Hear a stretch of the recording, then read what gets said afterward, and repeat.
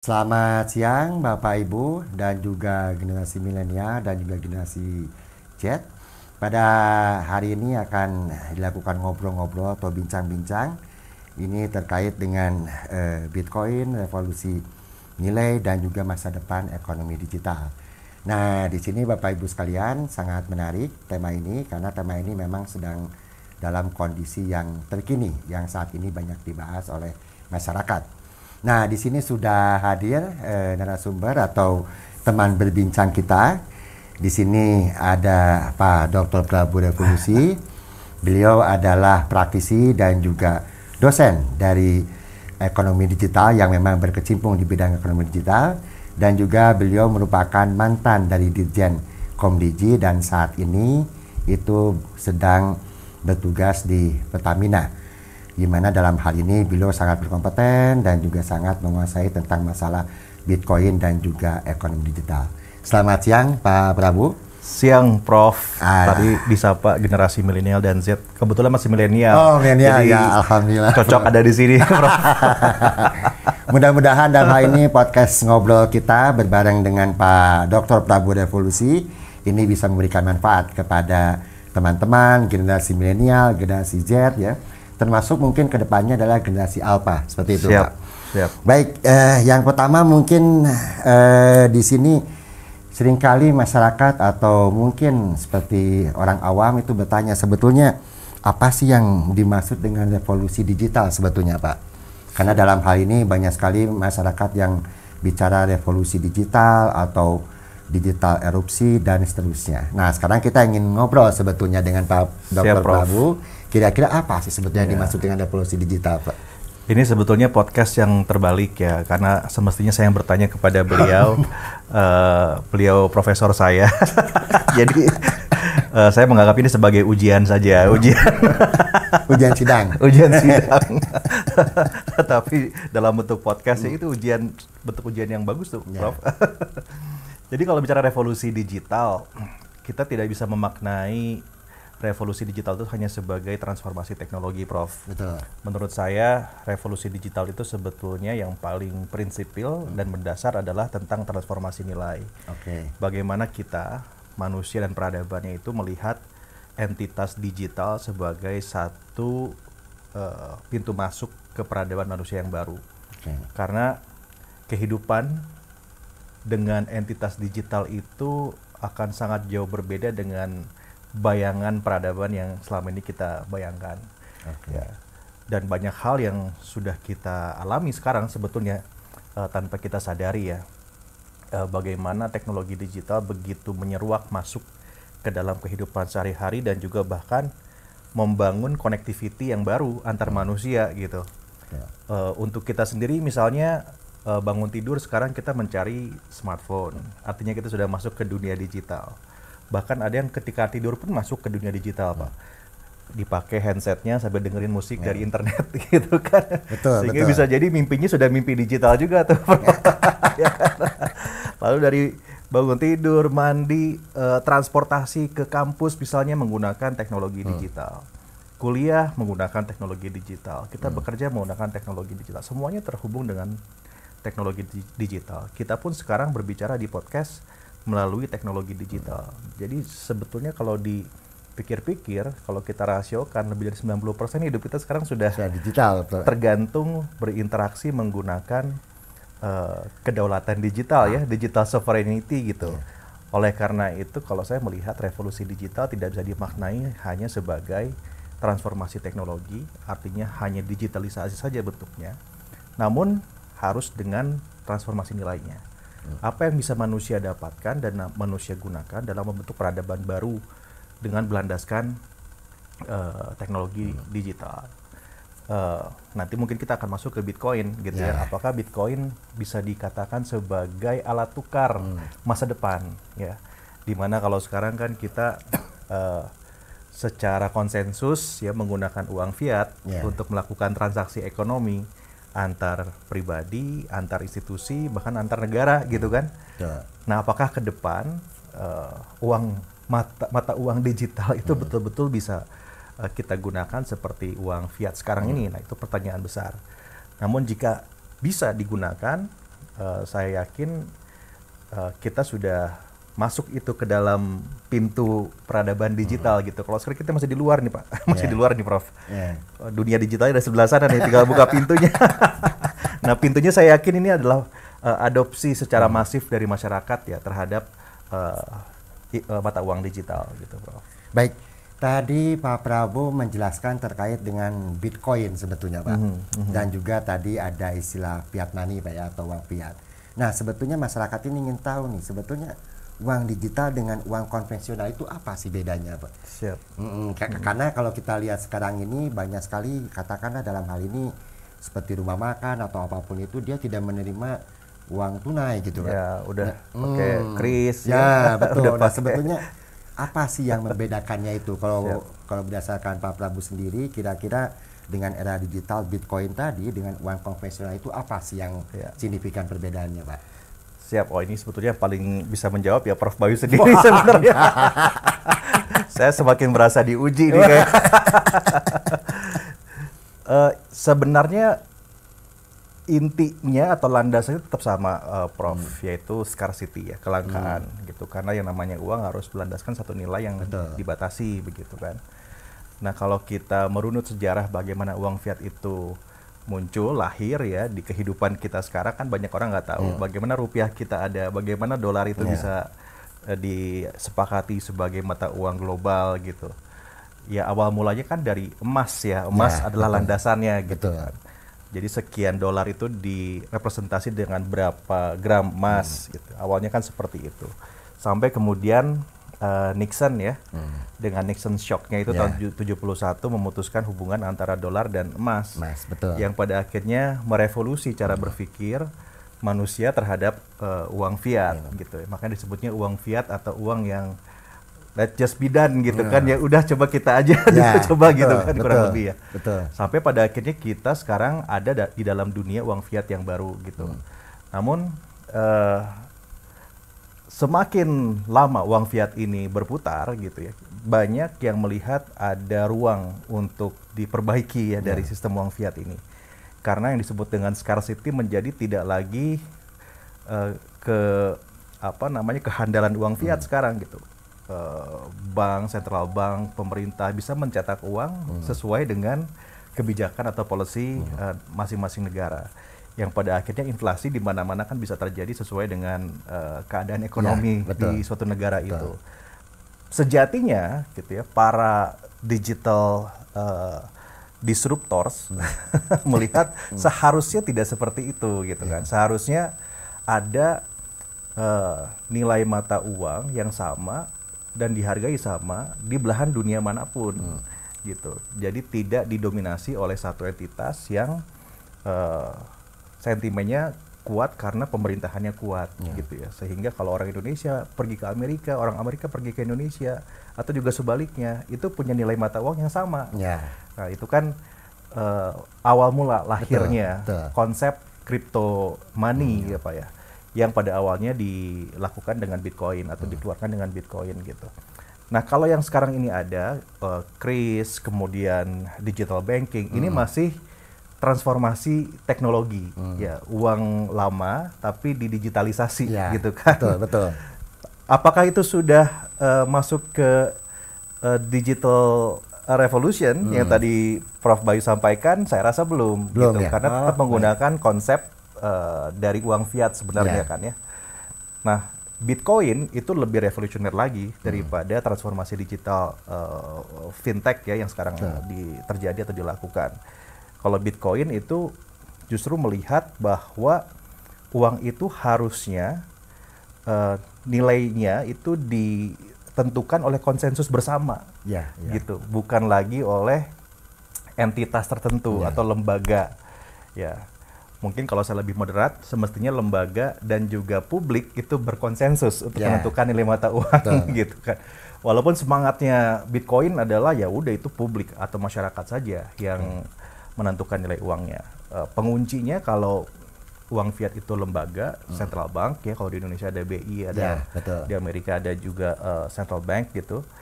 Di Bitcoin itu rumus matematika, gitu kan penguncinya itu.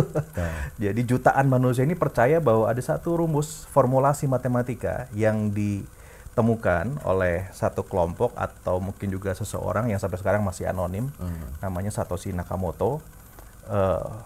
Saya pikir ini adalah jenius dan bisa menuliskan rumus yang sama fenomenalnya dengan rumus Einstein, ya, sama dengan MC kuadrat. Beliau menemukan satu formulasi yang membuat crypto money menjadi sangat aman karena tidak bisa dihack. Bahkan kita sudah mencoba menghitung dengan memadukan jutaan komputer kuantum di seluruh dunia sekalipun itu tidak bisa untuk hacking formulasi matematika ini gitu.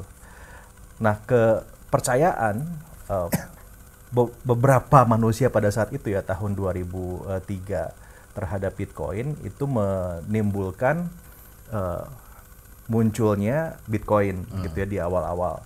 Mereka sangat percaya, mereka punya kepercayaan konsensus tadi itu, Prof, bahwa formulasi ini akan mengamankan aset mereka gitu kan. Nggak mungkin ini bisa di hijack atau nilainya akan turun gitu ya kalau ada konsensus bersama gitu. Muncullah yang namanya Bitcoin itu sekarang.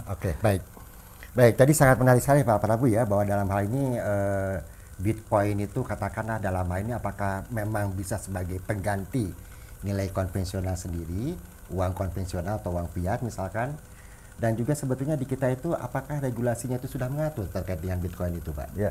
Kalau regulasi sebagai mata uang jelas belum gitu ya. Sekarang ini Bitcoin masih diakui dan baru diakui sebagai aset investasi ya oleh OJK gitu. Itu pun satu pintu masuk yang sangat positif sih. Karena belum banyak juga negara yang sudah melihat Bitcoin sebagai alat investasi. Sebelumnya kan aset dagang komoditas ya, Bitcoin atau crypto investment ini gitu. Nah, sekarang sudah masuk atau dianggap sebagai aset investasi. Untuk menuju ke mata uang digital, saya pikir tergantung political will ya dari pemerintah melihatnya seperti apa. Beberapa negara sudah ada yang mencoba untuk memasukkan ya Bitcoin ke dalam sistem keuangan fiskal mereka, seperti misalnya di Brazil, di Rusia, di beberapa negara di Amerika Selatan juga sudah mulai melakukan itu. Apalagi negara-negara yang sering kena sanksi Amerika, mereka menggunakan Bitcoin sebagai alat tukar dan ternyata mereka bisa survive hidup gitu ya dengan menggunakan alat tukar. Bukan hanya Bitcoin sebetulnya ya, cryptocurrency gitu kan, makanya disebutnya sebagai mata uang kripto gitu, Prof. Gitu. Jadi untuk menuju ke mata uang digital rasanya perlu political will dari pemerintah ya. Bisa atau tidak, saya yakin bisa, karena justru kalau saya lebih mendorong begini, Prof. Pemerintah perlu mengadopsi ketimbang menjauhi crypto investment atau cryptocurrency. Suatu saat ini cryptocurrency akan jadi mata uang bersama gitu. Kalau sikap dari pemerintah itu membuat jarak ya atau menganggapnya sebagai saingan gitu kan, karena kan semangatnya cryptocurrency itu nggak perlu ada orang ketiga, pihak ketiga gitu kan. Nah, kalau pemerintah sikapnya seperti itu, maka kita akan ketinggalan lagi gitu, ketinggalan lagi gitu. Tapi kalau kita justru maju sedikit demi sedikit, tidak perlu langsung progresif ya. Mungkin kita akan bisa menemukan posisi mata uang kita, ya, sistem keuangan kita di dunia kripto gitu, dan lebih cepat kita mengadopsi, lebih besar peluang kita untuk menjadi negara pengadopsi kripto terdepan ya. Beberapa negara sudah melakukan, walaupun yang tadi saya bilang masih di awal-awal ya, Prof, ya, kayak Amerika itu sudah punya Bitcoin tapi dari sitaan negara. Ya, Rusia juga seperti itu, China juga seperti itu. Memang mereka masih belum menganggarkan budgeting fiskalnya untuk beli Bitcoin ya. Beberapa negara sudah ada seperti misalkan El Salvador sekarang ya, pemerintahnya memang secara agresif mengakuisisi Bitcoin untuk menghindari sanksi Amerika. Betul. Dan gara-gara itu malahan tidak terjadi inflasi sekarang kan di El Salvador. Betul, Pak. Jadi itu sebagai satu studi kasus sebenarnya ya, bagaimana satu negara itu bisa lepas dari fiat money dan ternyata masih bisa ya hidup berjalan seperti biasanya gitu. Nah, Indonesia barangkali perlu masuk pelan-pelan gitu Prof, menurut saya. Seperti Amerika misalnya bisa dimulai ya, sitaan negara kayak kemarin kan ada uang korupsi itu yang disita 12 triliun rupiah itu gitu. Memang Presiden Prabowo kan menginginkan uang itu dimasukkan ke investasi pendidikan ya, which is itu bagus juga gitu.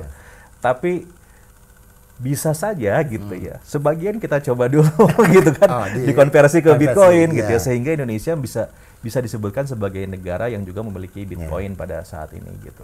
Belum banyak soalnya negara-negara yang sudah mengadopsi atau memiliki Bitcoin dengan berbagai macam skenarionya ya, Prof. Tapi yang jelas yang memiliki sekarang itu negara maju gitu kan, Eropa, Amerika jelas salah satu negara terbesar ya, terbanyak ya, Bitcoin terbanyak. Brazil lebih advance, kemudian Rusia sudah dari awal, bahkan salah satu mata uang kripto kan berasal dari Rusia ya, Ethereum itu, kemudian juga Jepang juga sudah, China juga sudah, jadi rasanya Indonesia perlu lebih berani sih. Kebetulan kan sekarang Pak Menkyu-nya lumayan berani ya Pak. Betul. Berani. Tinggal sekarang dari Bank Indonesia, Central Bank-nya. Kemarin saya dengar di pemberitaan sebetulnya sudah ada sinyal positif tuh ketika Gubernur BI mengatakan kalau akan mencoba membuat e-rupiah ya, jadi semacam stable coin untuk rupiah. Memang bukan untuk trading, tapi untuk memastikan bahwa rupiah itu memiliki padanan di crypto money-nya menggunakan teknologi Tether.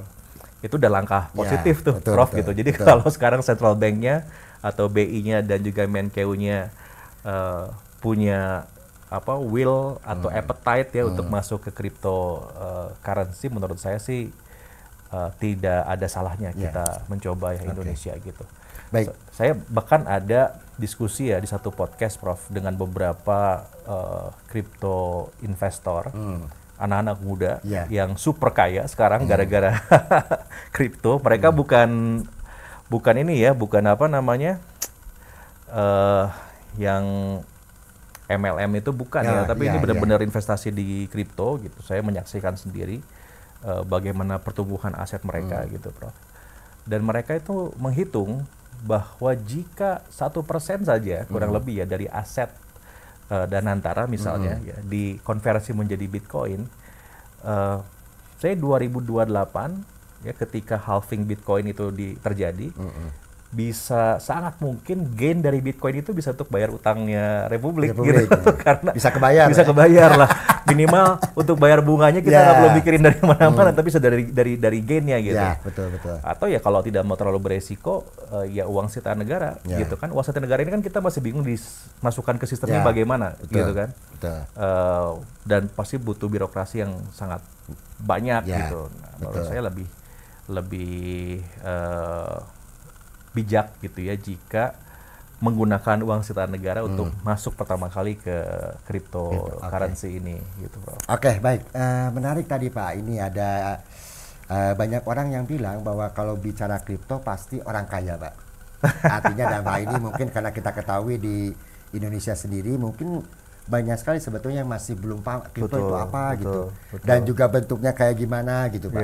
Nah, kira-kira menurut Bapak sendiri apakah memang betul ada stigma bahwa yang menyatakan kripto ini sepertinya untuk yang pendapatannya itu katakanlah menengah ke atas misalkan sedangkan masyarakat bawah kita di bawah pendapatan itu seringkali jangankan untuk kripto sebetulnya uang yang katakanlah yang konvensional pun masih belum banyak diperoleh lah sebetulnya. Betul. Nah itu apakah memang begitukah? Ada istilah quote and quote bahwa memang Bitcoin ini lebih kepada untuk masyarakat yang katakanlah pendapatannya tinggi gitu Pak. Ya. Sebetulnya enggak ya Prof ya. Jadi teman-teman kita yang sekarang super rich itu dari investasi Bitcoin dulunya juga biasa-biasa saja. Hanya mereka berani mengambil resiko pada saat itu ya untuk investasi duluan sebelum orang lain ke Bitcoin sehingga mengalami gain yang sangat luar biasa. Dari semenjak Bitcoin itu muncul diterima sebagai satu aset money hedging ya Prof di dunia tahun 2003-2004 gitu sampai sekarang itu kan sudah naik sampai 3.000%. Jadi kita bisa bayangkan kalau dulu orang beli satu Bitcoin itu hanya 3 juta rupiah Ya. gitu ya. Sekarang harganya udah hampir 2 miliar. Nah, Jadi kalau punya 10 Bitcoin Ya. udah 20 miliar. Betul, betul. Dari situlah ya Betul. gain itu didapatkan gitu. Dalam betul. waktu hanya berapa? 2003 sampai sekarang 2025 berarti kan hanya 22 tahun. ya. Rasanya tidak ada aset yang growth-nya setinggi Setinggi Bitcoin tuh. Bitcoin ya. Oke, Karena baik. prinsip dari Bitcoin itu sebetulnya hampir sama dengan emas. Makanya disebut juga sebagai digital gold Betul, gitu betul. kan. Bitcoin ya Prof ya, Ya. bukan mata uang kripto yang lain. Ya. Karena mata uang kripto yang lain itu logiknya udah beda lagi nih. Ya, betul. Khusus untuk Bitcoin itu karena prinsipnya sama dengan emas, yaitu kelangkaan, scarcity. Bitcoin itu dipastikan oleh si penemu tadi itu, Satoshi Nakamoto itu hanya ada 21 juta keping Bitcoin yang boleh ditambang. Jadi itu memastikan konsep kelangkaannya Bitcoin. Ya. Nggak bisa diproduksi lagi gitu kan, nggak bisa dibuat lagi. Ya, betul. Karena rumusnya udah ngunci, begitu Ya. 21 juta ketambang itu langsung dikunci gitu. Nah sekarang ini yang sudah berhasil di mine, ditambang itu baru 19 jutaan sekian Bitcoin. Artinya masih ada 1 juta lebih Bitcoin yang belum ditambang dan mumpung masih ada yang belum ditambang, mestinya Indonesia masuk duluan Ya, gitu kan. betul, betul. Karena beberapa institusi besar seperti BlackRock udah mengadopsi Bitcoin. Sebagian dari reksadana mereka dimasukkan ke Ya. Bitcoin gitu sekarang ini ya, ke beberapa mata uang kripto yang lain juga seperti Ethereum, XRP dan semacamnya gitu. Tentu lembaga keuangan besar seperti BlackRock nggak mungkin Ya. berani untuk masuk ke instrumen ini kalau tidak percaya ya, betul. dengan apa namanya nilai ya yang bisa dijamin oleh Bitcoin gitu. Kemudian yang kedua selain scarcity adalah Bitcoin ini nilainya sangat bergantung kepada konsensus bersama gitu tadi, ya. betul, ya. Jadi jutaan komputer itu akan memverifikasi transaksi Bitcoin yang kemudian akan bisa dikonversi menjadi kepercayaan jaringan pengguna gitu. Semakin tinggi kepercayaannya, semakin tinggi nilainya.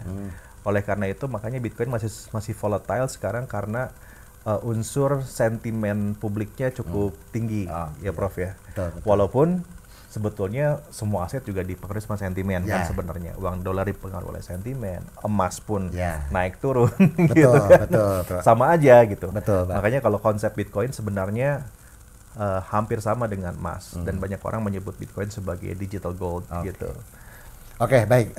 Menarik sekali Pak Prabu ya. Jadi intinya dalam hal ini generasi milenial atau Z atau Bapak Ibu sekalian, jadi memang dalam hal ini dengan adanya podcast ini harapannya bisa memberikan wawasan sebetulnya Bitcoin itu apa sih gitu ya. Iya, iya. Termasuk kripto tadi karena memang di antara kita itu banyak yang masih belum paham lah gitu Pak. Betul. Dan juga tadi disebutkan yang katakanlah dalam hal ini adalah masalah risiko Pak ya. Masalah resiko. Nah, jadi Ya. mungkin Bapak Ibu sekalian sebagai dalam hal ini yang menyaksikan podcast ini memang dalam hal ini bahwa resiko itu pasti akan berkorelasi positif dengan pendapatan lah, dengan Pasti. penerimaan ya. Betul. Jadi dalam hal ini bahwa Bapak Ibu jangan sampai katakanlah dalam hal ini salah untuk melakukan investasi. Ya. Karena investasi sekarang yang katakanlah yang menguntungkan antara lain adalah Bitcoin tadi seperti itu. Betul. Karena kalau kita ketahui mungkin Pak Prabu bisa mencermati ya dalam hal ini bahwa untuk emas pun sekarang terus naik nih Pak nih. Iya, betul. Nah, Lagi itu, naik sekarang. Sedangkan kalau kita lihat apakah itu memang ada pengaruh dari Bitcoin itu sendiri Pak? Sehingga emas itu bisa naik gitu Pak. Sebetulnya korelasi antara Bitcoin dan emas itu positif, Prof. Kebetulan saya baru belajar ekonometri ya di sini. Jadi bisa pakai kata-kata korelasi positif. Korelasi cukup positif. Cukup positif, ya. Kenaikan emas biasanya juga ditandai dengan kenaikan dari Bitcoin. Oh, oke. Karena keduanya kan basisnya adalah alternatif dari apa namanya uang fiat ya. Ya, uang fiat. Jadi kalau kepercayaan pada dolar lagi turun, emasnya naik, Ya. gitu kan?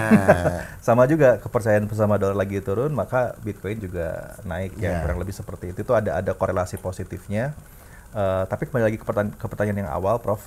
Di Indonesia itu saya juga cukup kaget ya ketika mendapatkan data bahwa pengguna aktif di crypto market itu sekarang ada 15 juta pengguna di Indonesia.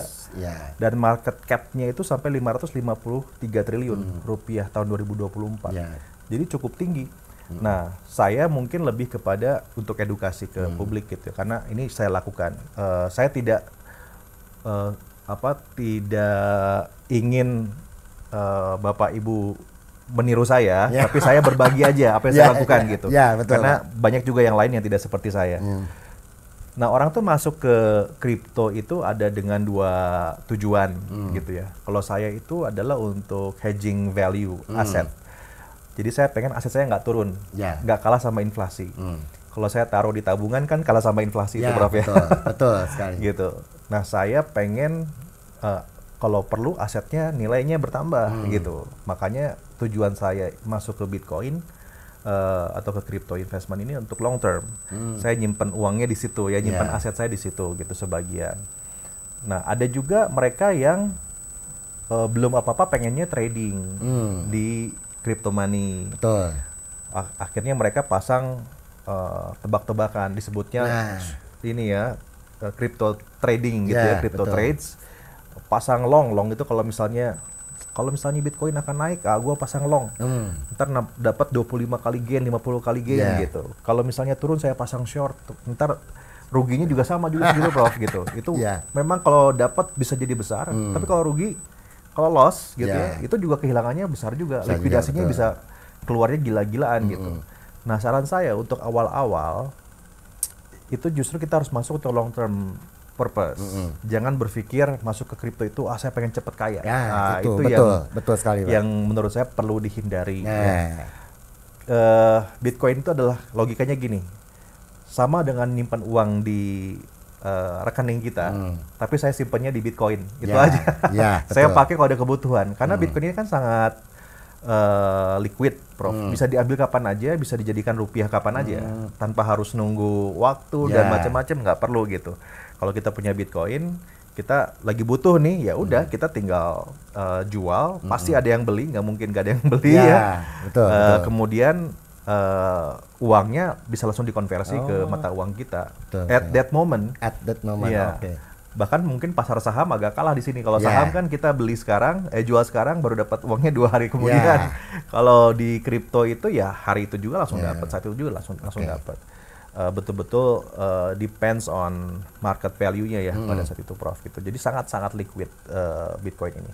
Nah, saya sih sarankan untuk yang baru mau masuk melihat Bitcoin sebagai investasi jangka panjang, gitu ya, investasi jangka panjang. Kan don't put your asset in one basket katanya gitu kan. Nah, ini jadikannya saja sebagai salah satu basket. Ada yang di tabungan, ada yang di deposito, ada yang di saham. Diversifikasi. Sebagai lagi ada yang di Bitcoin. Coba-coba aja dulu gitu. Lalu untuk masuk ke Bitcoin nggak perlu berpikir, saya siapin berapa miliar. Enggak. 100.000 aja bisa beli Bitcoin, Prof. Disebutnya 1 satoshi disebutnya ya. Jadi kita mau belinya nyicil aja 100.000 gitu 1 bulan sekali, itu boleh, bisa gitu. Tinggal masuk ke crypto market, ya beli Bitcoin sesuai budget kita. Nanti akan dikonversi berapa jumlah Bitcoinnya, semacam emas lah. Kan nggak 1 kilo emas, orang bisa beli 1 gram emas, setengah gram emas juga bisa juga. Di Bitcoin juga sama gitu, kita bisa beli juga di satuan yang paling kecil namanya satoshi ya. 100 ribuan itu udah bisa kita dapat untuk bertransaksi. Istri saya ini baru beberapa lama ini saya coba ajarin gitu kan. Pertamanya ini ini apa sih, gimana gitu. Saya bilang, coba aja masukin dulu 1 juta gitu. Masukin 1 juta, waktu lagi turun nilainya, aduh kok turun gitu kan. Dia bilang, tenang, nggak usah dipikir macam-macam, anggap aja itu uang tabungan gitu kan. Tiba-tiba pas lagi naik, loh kok naik kata dia. Nah, kan kerasa naiknya gitu. Nah, tujuannya memang harus long term gitu, nggak boleh begitu merah, wah panik gitu ya. Kita jangan, karena Bitcoin tuh pasti trennya akan naik ke atas, naik terus. Kenapa? Karena sampai sebelum semua jumlah Bitcoin itu ditambang, maka orang pasti masih akan memperebutkan Bitcoin gitu. Yang kedua, di Bitcoin itu ada satu formulasi yang ditentukan ya oleh si penemu Bitcoin ini, bahwa setiap 4 tahun akan dilakukan yang namanya halving. Jadi nilai Bitcoin itu akan dipotong setengah setiap 4 tahun. Ini untuk memastikan agar nilai Bitcoin semakin lama semakin tinggi. Oh, oke. Gitu. Jadi orang terus berebut ya untuk mencari Bitcoin gitu. Sampai pada akhirnya 21 juta Bitcoin ini ketambang. Nah, dari situ konsensus bersama bagaimana Bitcoin dipergunakan di antara para pengguna. Nah, sebaiknya kawan-kawan gitu mulai mencoba menyisihkan gitu kalau menurut saya, Prof. Karena gini Pak, karena mungkin masyarakat kita itu masih belum teredukasi baik gitu Pak. Jadi kan seolah-olah ya katakanlah dalam hal ini tadi Bapak bilang semacam trading ya. Jadi seolah kan dulu ada isu terkait dengan masalah sultan cepat kaya Pak ya. Jadi orang tergiur itu, tapi faktanya ternyata katakanlah dalam hal ini ujung-ujungnya kurang baik lah seperti itu. Jadi terima kasih nih ya Pak Prabu ya, Bapak Ibu sekalian, generasi milenial dan generasi Z. Jadi di sini Pak Prabu bisa memastikan bahwa sebetulnya Bitcoin itu memang investasi jangka panjang Pak ya. Jangka panjang. Jadi bukan ingin kita cepat kaya Pak ya. Iya jangan. Karena aja masih kerja Bro sampai sekarang. Masih kerja. Karena gini Pak, karena kalau di kita itu kan katakanlah seperti ibu-ibu misalkan Pak ya, atau apa mama nih istilahnya, di kita itu banyaknya lebih baik ke emas aja gitu Pak. Gak apa-apa juga sih Prof. Emas terus gitu ya. Betul. Karena mereka biasanya ya mungkin karena ada faktor budaya dulu orang tua sampai sekarang lebih baik kemas aja nih gitu ya segala macam. Padahal sebetulnya ada alternatif lain. Ada alternatif tadi betul. Ya. Oke, jadi kalau saya melihatnya kalau yang sudah biasa berinvestasi di emas, nah kurang lebih Bitcoin itu adalah emas tapi digital. Digital gitu. Ya, oke. Nah itu ya Bapak Ibu sekalian. Jadi Bitcoin itu memang emas, tapi bentuknya mungkin ya. Bentuknya. Digital, beda dengan emas langsung ya. Pak Prabu tadi sudah jelaskan ya terkait dengan berbagai hal, yaitu khususnya adalah masalah Bitcoin, Pak. Nah tadi disinggung oleh Pak Prabu ini adalah masalah kepercayaan.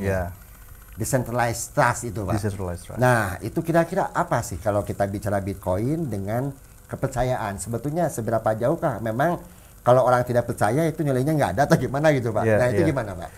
Inilah konsep yang menarik dan unik ya dari yang namanya Bitcoin. Bitcoin itu kan berjalan di atas satu platform teknologi bernama blockchain. Gitu kan. Jadi tidak bisa dipisahkan blockchain dengan Bitcoin gitu.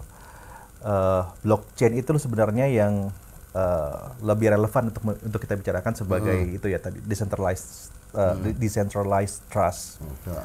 Jadi kan konsepsinya begini. Kalau kita percaya pada sesuatu, maka nilainya semakin lama semakin tinggi. Konsep kita melihat atau memvaluasi satu barang atau satu aset itu kan semakin tinggi kepercayaan, makin tinggi nilainya nih Prof. Nah, sekarang ini dunia berjalan dengan kepercayaan yang kita taruh kepada satu lembaga atau orang ketiga, pihak ketiga. Kita percaya kepada Bank A, maka Bank A ini sahamnya lebih tinggi nih, gitu kan? Karena kita percaya, maka kita taruh uang di sana, market cap-nya lebih tinggi juga, gitu kan? Valuasi dia jadi lebih tinggi. Tapi gimana kalau tiba-tiba banknya bankrupt, collapse, tiba-tiba uangnya gimana gitu kan? Kan yang dijamin sama LPS hanya 2 miliar. Kalau nggak 2 miliar gimana gitu? Itu kan sebetulnya ada konsep kepercayaan yang kita taruh ke si lembaga ini. Nah, karena begitu kuatnya dominasi pihak ketiga ini, maka lahirlah konsep blockchain.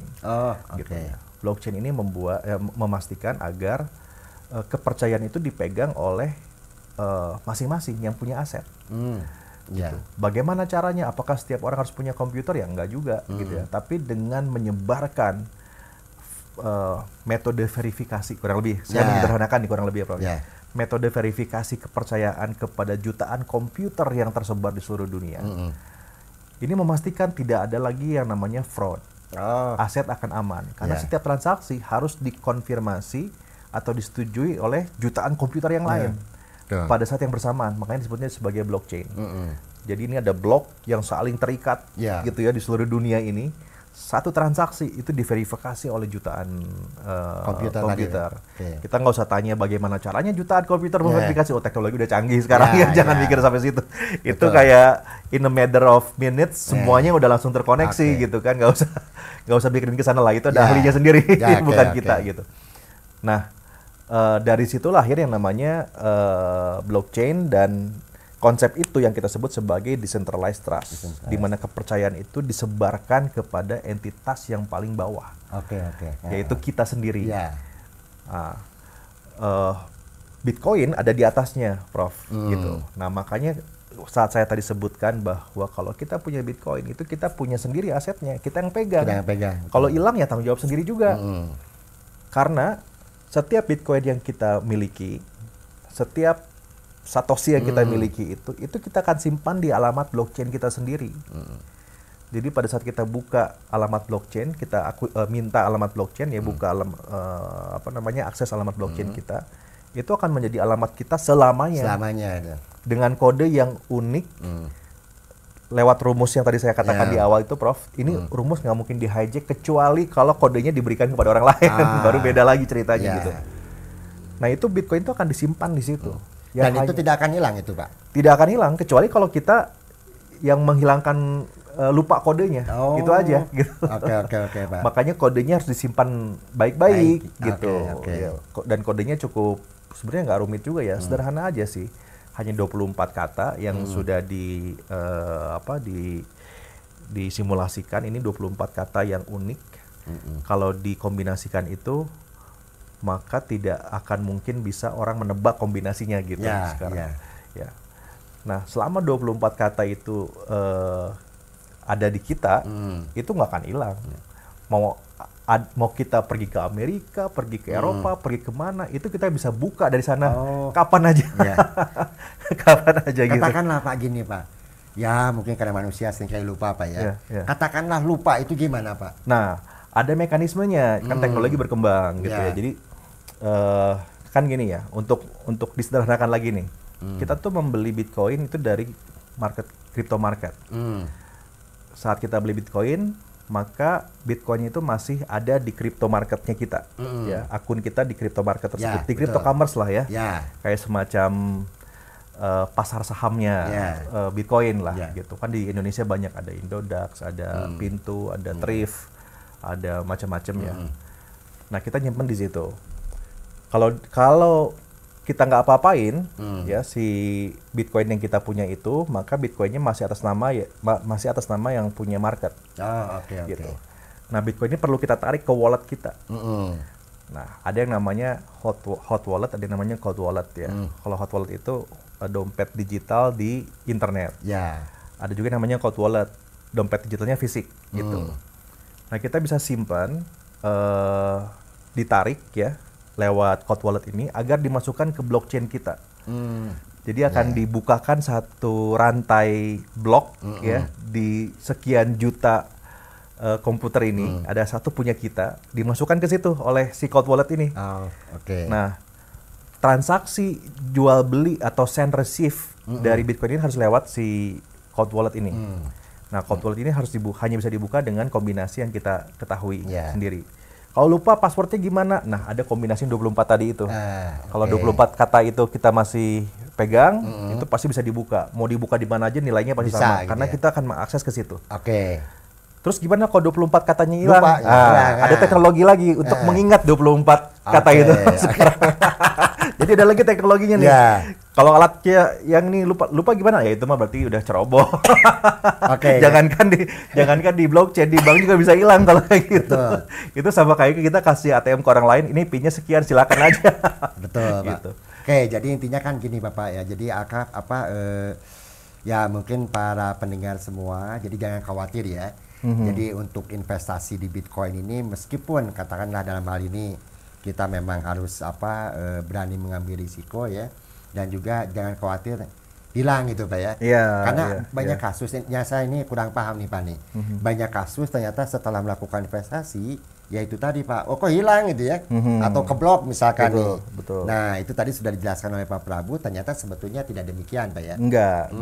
Jadi kalau kita lupa itu kita punya layer berikutnya, ada 24 kata kombinasi yang kita tinggal masukkan ke untuk membuka alamat blockchain kita itu, kita bisa akses lagi. Oh, oke. Nah, kalau 24 katanya ini kita lupa juga, nah ada lagi teknologi yang lain untuk mengingat itu gitu ya. Tapi kalau teknologinya ini lupa juga nih, barang ini lupa juga ya. Kebangetan itu kebangetan. Itu bukan lupa, itu ceroboh. Ceroboh itu Pak ya. Oke, jadi para pendengar mungkin itu ya. Jadi artinya Damba ini memang meskipun katakanlah dalam hal ini Bitcoin atau mungkin masih umum masih belum dikenal banyak orang mungkin Pak ya.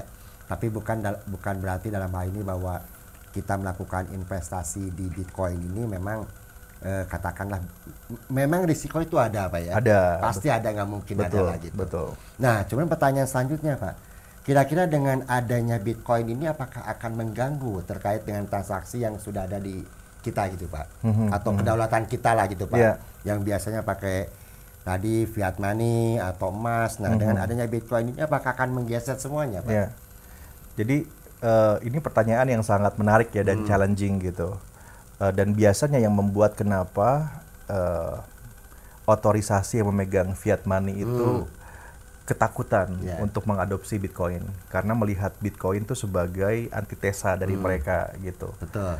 Jadi kalau sikap dari otoritas ini berseberangan dengan Bitcoinnya, ya tentu pasti akan melemahkan gitu. Tapi kalau misalkan otoritas ini justru mengadopsi, ya mulai berusaha mengadopsi ke Bitcoin, bisa jadi menguatkan, bisa menjadi instrumen baru gitu ya untuk untuk menumbuhkan nilai dari aset yang dikelola gitu. Kan kemarin Pak Purbaya menginjeksi 240 triliun rupiah ke sistem ekonomi gitu kan sebenarnya. Betul. Itu kan diinjeksi gitu 240 triliun rupiah. Harapannya kan pertumbuhan ekonomi bisa berjalan gitu betul. ya. Nah, kalau dikonversi ke Bitcoin itu bisa lebih tinggi lagi. Nah, orang mikirnya gini, loh terus kalau ke Bitcoin berarti nggak ada pertumbuhan ekonomi dong? Jangan salah, justru inilah pentingnya pemerintah masuk ke Bitcoin.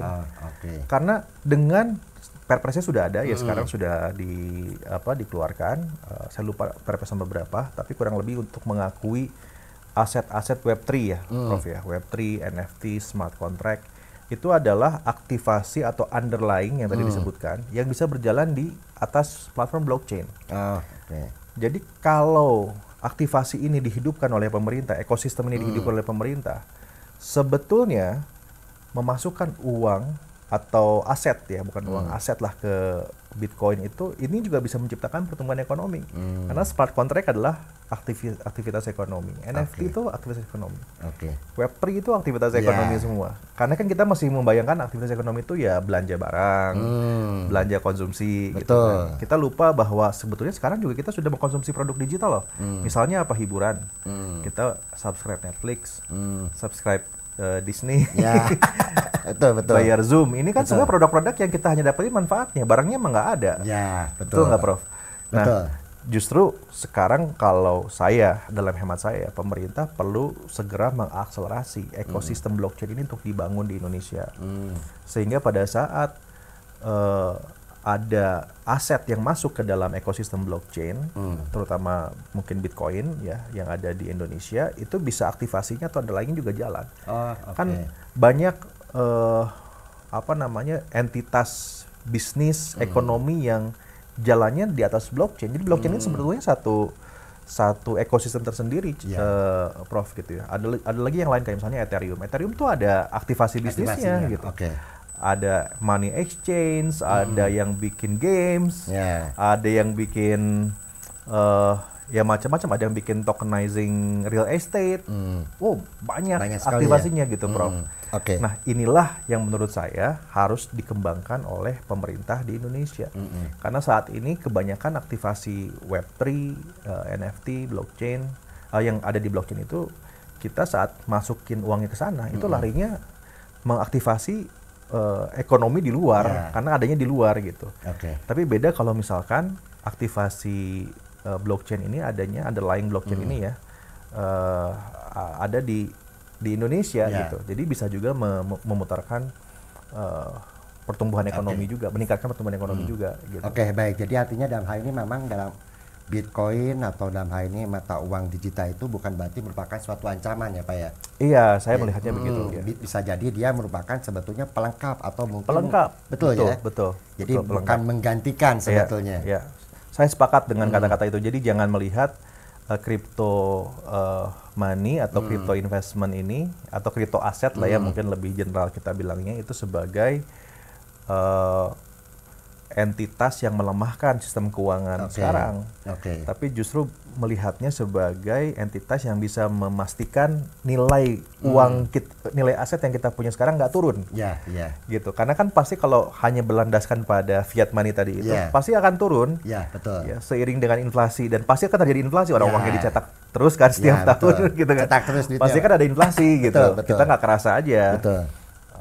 Kalau inflasi itu ada, mau seberapa kecil pun, artinya kan nilai mata uang kita akan terus turun, gitu ya. Aset kita akan terus turun. Nah, untuk memastikan, untuk hedging supaya nggak turun, itu dimasukkan ke ke instrumen, aset instrumen yang lagi tumbuh. Dalam hal ini adalah Bitcoin.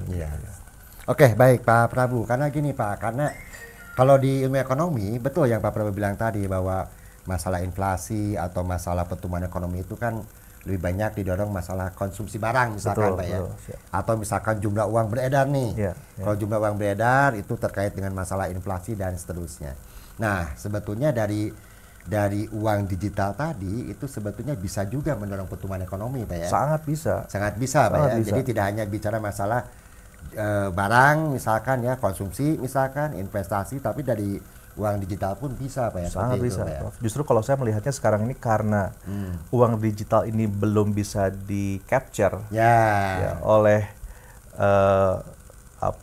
sistem keuangan kita yang konvensional, akhirnya ada gap yang cukup besar antara angka-angka yang muncul sekarang ini Prof sebagai GDP, sebagai pertumbuhan ekonomi dengan kondisi yang terjadi sebenarnya gitu, sesungguhnya gitu kan. Betul. Karena nggak ke capture gitu. Jangankan bicara tentang crypto investment, afiliator aja, TikTok afiliator misalnya sebagai contoh, itu yang paling sederhana ya. Padahal kan itu tetap konsumsi barang ya ujung-ujungnya. Tapi kan nggak ke capture ini. Jadi gimana coba caranya menangkap transaksi itu tersendiri Pak ya. Tantangan tersendiri.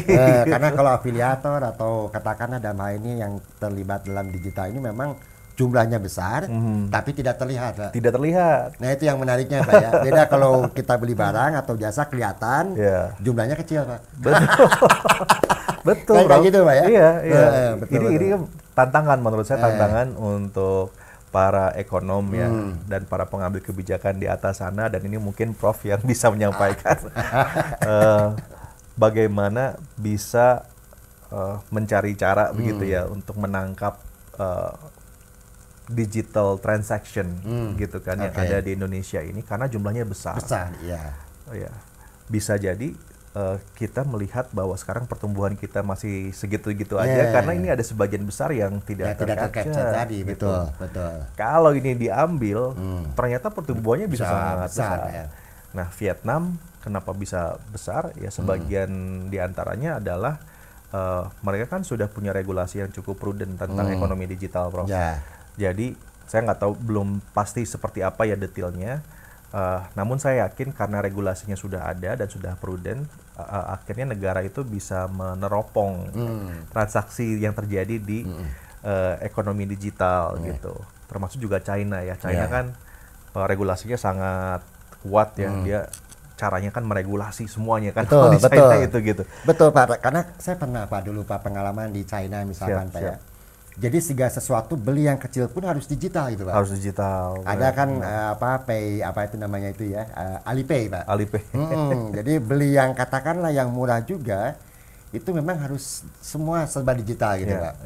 Nah artinya kan dalam hal ini memang pemerintahnya sudah mendukung Pak ya terkait dengan digitalisasi termasuk masalah transaksi itu Pak. Betul. Nah cuman di kita mungkin ya itu tadi Pak ya. Jadi artinya memang perlu semacam katakanlah ada wisdom Pak ya, ada kemauan dari pemerintah memang bisa mengadopsi itulah. Betul. Karena kan ada contohnya tadi sudah dijelaskan, ada China, lalu ada El Salvador Pak ya. El Salvador. El Salvador itu betul. yang menarik Pak. Kenapa? Karena sanksi ujung-ujungnya ya dia bisa lah gitu kurang lebihnya Pak ya.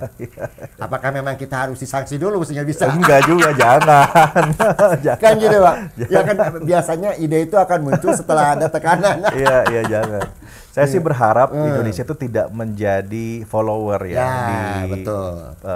Bitcoin dan juga blockchain ini Prof gitu, Ya. tapi menjadi early adopter. Nah, itu Kalau betul. kita jadi early adopter, walaupun ada resikonya, Nah. tapi at least kita mencoba Nah. ya menjadi pemain unggul Ya, betul. di industri ini, karena toh ini sudah menjadi industri. Kita nggak bisa lagi apa ya, bukan lagi menafikan, maksudnya bilang bahwa kripto tuh apa sih gitu. Ya. Udah nggak bisa, orang memang di depan kita investasinya besar, Ya. Prof. Jelas-jelas market cap-nya di Indonesia aja 550 triliun rupiah. Itu kan Ya, besar sekali banget. itu, Pak. Udah nggak bisa lagi kita matching sama ke crypto investment tuh udah nggak bisa. Ya.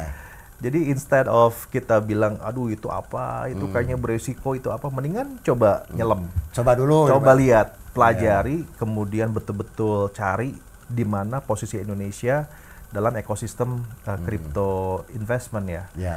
So far sinyalnya positif. Ya Ya. walaupun saya berharap bisa lebih cepat lagi gitu ya. Ya contohnya Pak Menkyu-nya kan sekarang bilang gitu kalau kripto investasi bagus tapi harus hati-hati. Itu kan sebetulnya sinyal positif lah gitu ya. Betul.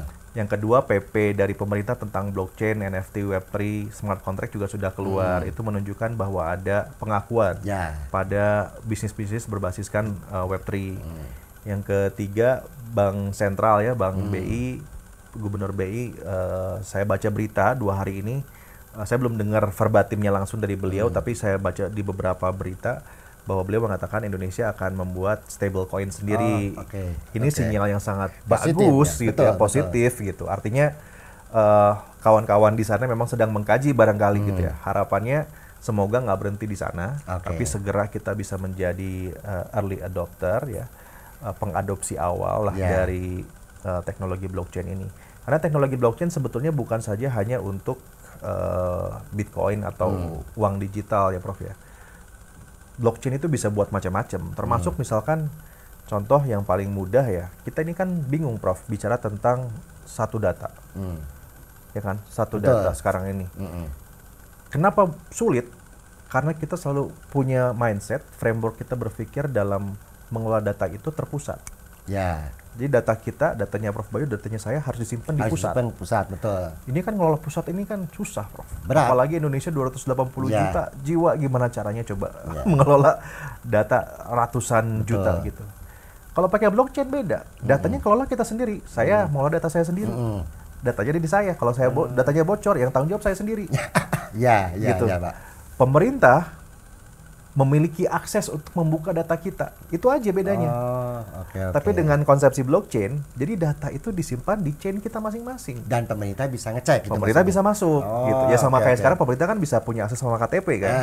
Bedanya kalau sekarang itu datanya ada di pusat, sekarang datanya ada di handphone kita masing-masing. Masing-masing gitu. Betul. Karena sekarang siapa sih nggak punya handphone, Prof? Ya, betul. 280 juta populasi. Jumlah mobile phone yang beredar di Indonesia sekarang ada 3 kali lipatnya populasi kita. Berarti kalau di rata-rata satu orang punya 3 handphone, handphone, sekarang ini. betul. Jadi kan sebenarnya hampir minim orang yang tidak punya handphone.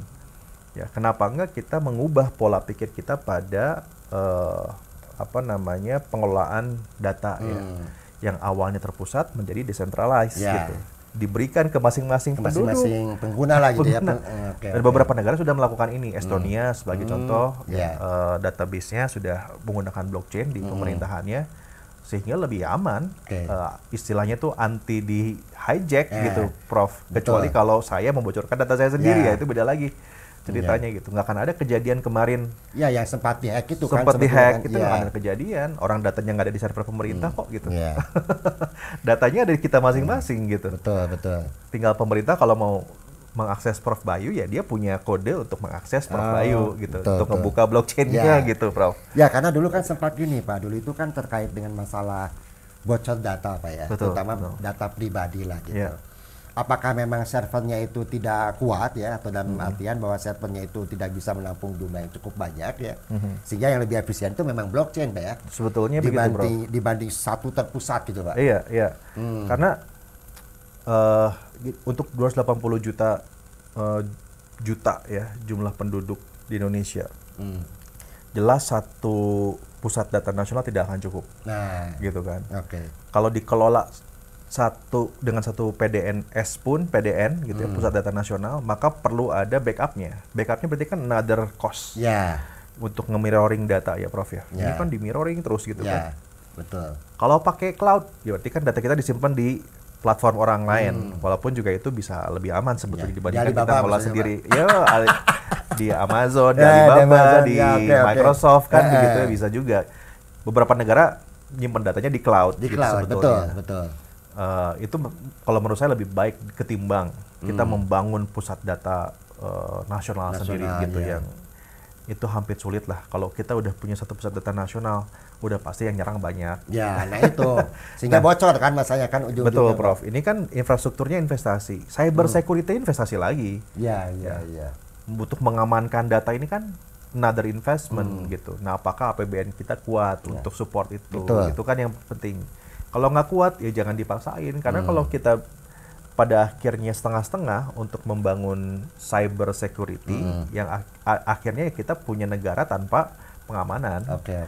Ya, daripada kayak gitu kan mendingan kita bilang sama para hacker gitu, di Indonesia nggak bisa di hijack, orang datanya juga ada di penduduk masing-masing. Mendingan kayak gitu. Nah, terkait tadi Pak nih, ini menarik nih Pak nih, apakah dia lebih mahal atau tidak nih Pak?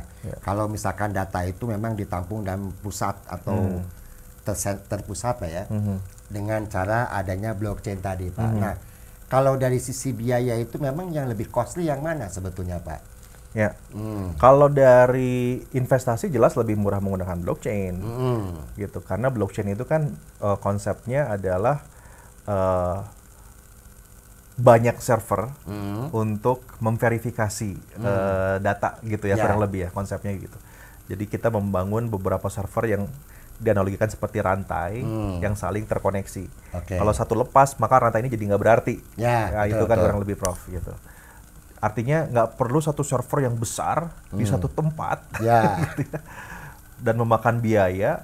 Lebih baik kita buat beberapa server yang disebarkan di mana-mana. Nah, itu arsitekturnya tentu expert yang bisa yang bisa membangun itu ya. Nah, server ini fungsinya adalah untuk menyimpan data-data tadi ya. tapi dalam platform blockchain gitu. Sehingga satu server ke server yang lain bisa saling intip lah kurang lebih. Jadi bisa saja data saya itu adanya di server yang nomor sekian, datanya Prof Bayu ada di server nomor sekian. Tapi server ini sama server ini bisa saling berkomunikasi gitu. Saya hanya bisa bertransaksi dengan Prof Bayu kalau dua server dan ratusan server atau ribuan server yang lain lagi mengkonfirmasi transaksi itu. Kurang lebih seperti itu topologinya ya Prof ya, blockchain ini. KTP bisa, satu data bisa, sertifikat bisa menggunakan blockchain. Di beberapa negara, di Amerika misalnya, ada rumah sakit yang sudah menggunakan teknologi blockchain, sehingga catatan medis itu disimpan oleh masing-masing pasien. Bahkan rumah sakit itu nggak punya catatannya kecuali kalau kalian yang ngasih ke saya gitu. Untuk memastikan bahwa rumah sakit tidak membocorkan catatan medis dari pasien. Itu sudah ada yang seperti itu gitu. Soalnya kan itu tadi Pak. Jadi kan sekarang itu yang jadi isunya kan kebocoran data pribadi Pak ya. Nah, mudah-mudahan mungkin dengan adanya mekanisme melalui blockchain ini kan tidak terjadi lah. Atau paling tidak paling minimal lah gitu ya. Minimal. Nah, meskipun katakanlah tadi sebetulnya cost-nya itu, nah ini mungkin cost-nya itu lebih mahal yang katakanlah untuk blockchain itu kan, atau cost-nya memang lebih mahal yang terpusat satu gitu Pak. Kalau dari sisi biaya itu Pak. Ya, semestinya lebih murah, lebih minimal ya. Karena kita tidak perlu membangun satu pusat data yang lebih besar gitu, Prof. Contohnya saya di Pertamina nih. Sekarang ini kan sedang mengembangkan sistem CCTV dengan AI. Di satu kilang itu ada sekitar 400 sampai 500 CCTV, Prof. Untuk mengamati semua peristiwa yang ada di kilang gitu kan. 500 CCTV ini kan sekarang masuknya ke satu server. Di broadcast di layar. operator kan nggak mungkin bisa melihat 500 layar Ya. sekaligus. Nah, tambah lagi dengan adanya AI. Ini nggak betul. kuat nih masuk Ya. masukinnya nih Prof ke satu server. Kita hitung bikin investasi satu server yang narik semua data dari semua CCTV. Ternyata mahal banget. Mahal kan? Mahal. Iya. Akhirnya kita rubah nama arsitekturnya Distributed Server Architecture DSA. Jadi servernya itu justru server itu yang di bawah. Yang mengumpulkan tuh kliennya gitu. Oh. Jadi yang pusat tuh klien. Ya. Servernya ada di mana-mana. Nah, kami bagi server itu ke beberapa klaster di kilang ya. Jadi yang 400 itu kita bagi menjadi 10 klaster. Sehingga satu klaster hanya mengamati 40 CCTV. Ya. Gitu kan? 40 CCTV. Jadi servernya kan yang kecil aja, Prof. Nah, server kecil ini dikaliin 10. Akhirnya CCTV ini hanya ngasih gambar ke server kecil. Server kecil, ya. Tapi server sebelah sini bisa ngelihat ke sini, bisa. Hanya nggak perlu setiap saat. Ya. Dia hanya perlu lihat ketika dia ada kebutuhan, gitu kan. Nah, ketika ada kejadian sesuatu, ada hazard, barulah server ini mengirimkan ke pusat. Oh, iya. Dari situ kita bisa membayangkan betapa efisiennya Ya, betul. jaringan data ini, gitu. Nah, kurang lebih blockchain itu seperti itu, ya Prof ya. Jadi Oke. justru data itu di-disperse ke begitu banyak server yang kemudian menyimpan masing-masing server itu menyimpan sebagian data blockchainnya penduduk, gitu ya. Semestinya kalkulasi kita mestinya lebih murah dibandingkan dengan satu pusat data nasional, dan tambah lagi cyber security juga lebih aman karena transaksi atau satu transaksi yang ada di server ini mesti dikonfirmasi sama ribuan server yang lain kan. Anggaplah ini ada yang nge-hijack ke sini nih satu server nih, Prof. Datanya hilang nih. Kan server ini masih bisa punya kopinya yang ini. Ya, betul. Gitu. Jadi datanya nggak akan hilang, ada di mana-mana. Ada di mana-mana itu kan. Betul. Oke, Pak. Oke, jadi itu menarik, Pak ya. Jadi pemirsa di rumah atau generasi Bapak Ibu semua, jadi memang dalam hal ini dari tadi sangat menarik nih, termasuk sudah ditetapkan juga oleh Pak Prabu ya di Pertamina, Pak ya. Di Pertamina. Bagaimana dalam hal ini memang blockchain ini katakanlah dalam hal ini sejauh ini memang yang paling efisien lah kurang lebihnya, Pak ya. Nah, jadi dalam hal ini Bapak Ibu sekalian dengan mengenal tadi Bitcoin, lalu ada blockchain dan juga ada terkait dengan masalah iklim digitalisasi ini. Nah, pertanyaan terakhir nih Pak Prabu nih. Kira-kira apa dalam hal ini yang akan katakanlah pesankan oleh Pak Prabu ya, terutama bagi masyarakat katakanlah yang masih belum mengenal ekonomi digital, Bitcoin ataupun beberapa istilah lainnya. Nah, mungkin gimana nih pendapat Pak Prabu nih supaya masyarakat kita itu bisa melek lah gitulah kurang lebihnya, Pak. Jadi yang sejauh ini seperti saya nggak ada barangnya ya, tapi lebih bermanfaat nih. Nah, ini gimana nih kira-kira nih Pak nih? Kalau saran saya adalah pelajari sedikit demi sedikit, adopsi sedikit demi sedikit. Jangan terlalu agresif, progresif, ingin langsung kaya, investasi sekian besar langsung, nggak perlu gitu. Begitu tahu sedikit Bitcoin, ya udah sekarang saya coba masukin deh 100.000, 200.000. Lama-lama akan dapat interaksinya kan, karena interaksi akhirnya kita akan terdorong untuk mempelajari lebih jauh lagi bagaimana investasi di Bitcoin, seperti apa nilainya bergerak, berubah, volatilitasnya seperti apa. Semakin percaya tambah lagi, semakin percaya tambah lagi. Intinya semakin percaya semakin besar nilainya, gitu aja. Betul. Jadi nggak perlu takut, nanti kita hilang asetnya dan semacamnya. Ya jangan dimulai dengan hal yang besar, makanya coba dia kecil-kecil dulu.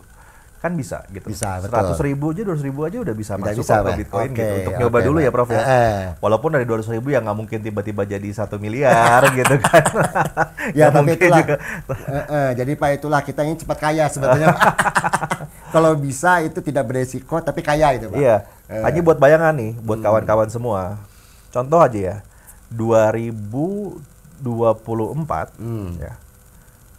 Harga Bitcoin itu 2023 pertengahan.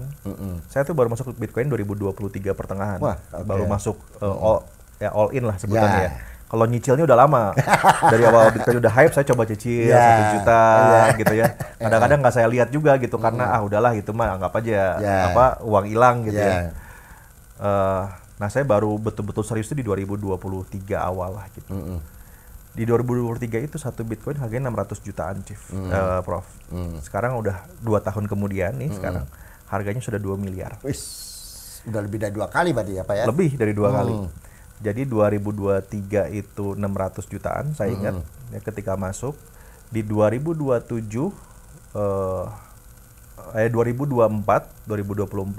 akhir itu harganya di 1,2 M. Sekarang sudah 2 M ya. Jadi naiknya tuh sekitar 80% setahun. Setahun itu Pak ya? Setahun. Wis, luar biasa ya 80% setahun. Nah itu yang bagi yang cepet kaya gitu. Tapi ya itu tadi, kenapa bisa tenang? Karena saya berpikirnya jangka panjang. Nah itu. Nggak yang masuk sekarang, wah ntar malam untung berapa? Enggak, gitu. Betul. Jangan, Nah itu kalau mungkin kayak gitu yang jangan. harus ditekankan nih Pak. Jangan. Betul. Ya, ada satu selebriti yang saya tahu juga udah apa investasi di Bitcoin ya. Kunto Aji itu bikin nge-tweet gitu. Ngapain sih kalian kok investasi di Bitcoin tapi trading gitu. Nanti aja lah trading itu kalau udah jago-jago, kalian udah super kaya ya oke trading gitu. Kalau awal-awal ya jangan dulu lah gitu. Betul. Ya karena gini Pak, karena banyak orang yang sebetulnya ya itu tadi Pak, salah kaprah trading itu seolah Bitcoin gitu Pak. Bukan, jangan. Nah, itu ini sederhananya gini dulu nih. Ini saya coba bayangkan gambarkan lebih jelas ya. Yang pertama, Bitcoin itu berbeda dengan kripto yang lain. Oke. Itu dulu ya. Jadi kripto itu spektrumnya lebar, salah satunya Bitcoin. Tapi Bitcoin itu the only one. Jadi Bitcoin itu hanya satu, gitu ya. Saran saya saat masuk ke kripto, pertama kali Bitcoin dulu. Jangan kemana-mana dulu, jangan dulu lah. Ya, karena Bitcoin ini emas, gitu ya. Logikanya itu logika kelangkaan dan semacamnya. Ini jauh lebih stabil, ya untuk diinvestasikan gitu.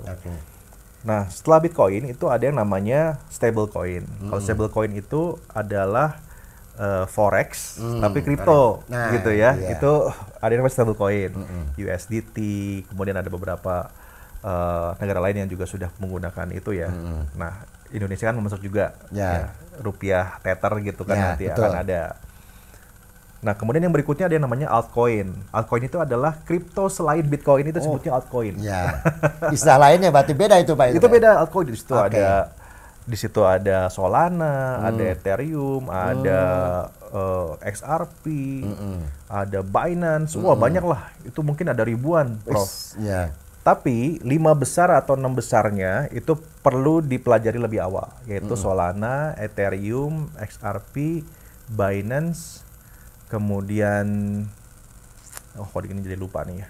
Tapi kurang lebih itulah Solana, XRP, Ethereum, Binance, ada 2 lagi apa ya saya lupa Prof gitu. Nah, ini tuh masing-masing crypto investment ya, crypto coin yang cukup stabil juga karena underlying-nya tadi itu ya, aktivasi di dalam masing-masing kripto ini sudah stabil. Jadi sudah banyak aktivitas ekonomi digital yang bergerak di masing-masing koin ini. Ya, gitu. Di Ethereum udah banyak, wah itu udah kayak satu dunia sendiri kali di Ethereum. Ya, games, terus kemudian banking, ini banyak yang pakai ini. XRP juga sama, ada juga yang sudah jalan dan stabil. Ini udah jelas lah gitu ya. Anggaplah bank itu ini udah bank yang super stabil, yang 5 ini Prof. Tapi memang masih naik turun, ya naik turunnya pretty much hampir sama dengan korelasinya dengan Bitcoin. Kalau Bitcoin naik, ini juga pasti akan ikut naik juga. Kalau turun, yang lain juga akan ikut turun. Gitu. Ini korelasinya positif. Ini ilmu korelasi, baru belajar saya, Prof. Korelasinya cukup positif, gitu. Nah, di luar ini korelasinya nggak positif, nggak selalu positif, gitu. Artinya memang faktor sentimen sangat berpengaruh kuat di sini. Yang lain ya, ada beberapa kripto lain yang kayak baru-baru ini kan ada Hype, ada XPL, ada macam-macam ya yang tiba-tiba mendadak naik 500%, 600%. Itu memang ada. Itu memang ada gitu. saya tidak menyarankan awal-awal di situ. Oh, oke. Ya, kalau ini sih saya berani menyarankan. Kalau mau masuk kripto pertama kali masuknya ke Bitcoin dulu. Oke. Masuk ke Bitcoin, udah paham, udah ngerti, udah tahu. Oh, Bitcoin itu ternyata begini. Coba pelajarin satu koin lagi yang baru. Misalnya mau Ethereum, XRP, Solana. Apa sih Solana? Terus apa saja aktivitas yang ada di dalam Solana itu dipelajari gitu. Nah, kalau kita udah wah yakin ini nih saya banget gitu ya, saya suka nih sama Solana nih. Betul. Baru beli tuh Solananya gitu. Oke. Jadi tahapannya gitu. Kripto itu dibagi dua, Bitcoin dan altcoin gitu ya. Nah, Bitcoin ini yang pertama kali harus segera diadopsi. Oke. Bitcoin. Jangan dulu yang lain nih, yang lainnya nanti aja. Kalau Bitcoinnya sudah stabil, kita udah paham sama logiknya kripto dan semacamnya, baru mulai belajatin satu-satu gitu. Wah, ini kayaknya saya lebih pas di sebelah sini gitu. Kalau investasinya udah besar, udah cuan banyak, silakan mau ikut trading, Ya mau karena beli yang koin-koin yang baru muncul gitu ya, monggo aja gitu ya. Betul, karena gini Pak, ya itu tadi Pak. Jadi kan banyak sekali orang itu yang mungkin karena ingin cepat kaya Pak ya. Padahal masih belum menguasai ilmunya sehingga langsung trading macam-macam lah seperti itu. Jangan. Saya sampai sekarang hanya punya 2 koin, Prof. Sampai sekarang nih. Sampai sekarang udah lama Pak ya. Iya. Hanya punya 2 koin. Yang satu koin selain Bitcoin ini baru mungkin saya adopsinya 2-3 bulan ke belakang. Itu juga setelah oke, yang ini perlu nih saya punya gitu. Betul. Sebelumnya itu hanya Bitcoin aja. Bitcoin aja. Oke Pak. Ya. Oke, baik. Tadi menarik Pak ya. Jadi terkait dengan kita sudah bicara banyak masalah ekonomi digital, kedaulatan digital, termasuk revolusi digital tadi Pak ya. Dan juga tadi sudah dijelaskan oleh Pak Prabu bagaimana pemirsa di sini diharapkan bisa lebih mengerti Pak ya. Jangan sampai katakanlah dalam hal ini orang mikirnya trading, padahal sebetulnya trading itu tahapan selanjutnya. Tahapan selanjutnya. Nah, itu kalau udah kaya banget. Nah, itu udah crazy rich lah gitu. Udah bingung ngebuang uang belanjain uang kemana, silakan. Gitu. Nah, itu dimana kalau kita hilang uang 100 juta 200 juta tuh ya udahlah. Gitu. Nah, itu silakan. Nah, kalau masih belum jangan masuk ke sana deh. Nah, itu mohon Bapak Ibu sekalian, para pemirsa, nah itu mungkin dengan pengetahuan ini ya diharapkan bisa lebih memahami lah sebetulnya bahwa Bitcoin itu katakanlah dalam hal ini teman-teman atau Bapak Ibu sekalian itu bisa lebih mendalami lah setelah menerima penjelasan dari Pak Prabu. Tapi jangan lupa Bapak Ibu sekalian bahwa kalau misalkan ingin lebih detail, ingin lebih paham, nah ini sebetulnya teman-teman bisa belajar nih ke Pak Prabu ya. Kebetulan Pak Prabu ini adalah staf pengajar di kami di program Magister Ekonomi 8 khususnya, yaitu bidang ekonomi digital untuk pendalamannya. Oleh karena itu nanti teman-teman bisa sambil mendalami dan juga bisa berkenalan lebih lanjut ya Pak. Siap, Prof. Sehingga teman-teman di sini nanti bisa belajar banyak sebetulnya apa sih yang dimaksud dengan ekonomi digital. Karena beliau itu memang ekonomi digital itu bukan hanya sekedar konsep tapi sudah diterapkan antara lain tadi di Pertamina ya Pak ya. Jadi lebih paham lah kurang lebihnya. Jadi secara secara pelaksanaannya memang sudah dilakukan seperti itu. Baik Bapak Ibu semua, para pemirsa dan juga di sini untuk narasumber Pak Prabu. Terima kasih sekali sudah bisa bergabung nih ke podcast Fakultas Ekonomi dan Bisnis khususnya di program Magister Ekonomi 8. Nah, mungkin nanti untuk podcast selanjutnya akan menghadirkan mungkin topik yang menarik lagi Pak ya. Atau mungkin nanti katakanlah tadi ya afiliator atau katakanlah nanti selebritis lainnya dan seterusnya. Nah, mungkin bisa menambah wawasan Bapak Ibu sekalian. Dengan demikian mungkin dari podcast ini mungkin kita bisa akhiri. Terima kasih sekali lagi Pak Prabu atas kesediaan waktunya. Beliau ini memang sangat sibuk sekali ya, mulai dari aktor, mulai dari komisaris ya, mulai dari dosen, praktisi, pokoknya semua digeluti lah. Sampai kepada kripto pun sampai bingung ya. Ini sebetulnya waktunya habis lah untuk aktivitas beliau. Baik, itu saja mungkin. Terima kasih. Selamat siang, menjelang sore. Assalamualaikum warahmatullahi wabarakatuh. Waalaikumsalam warahmatullahi wabarakatuh.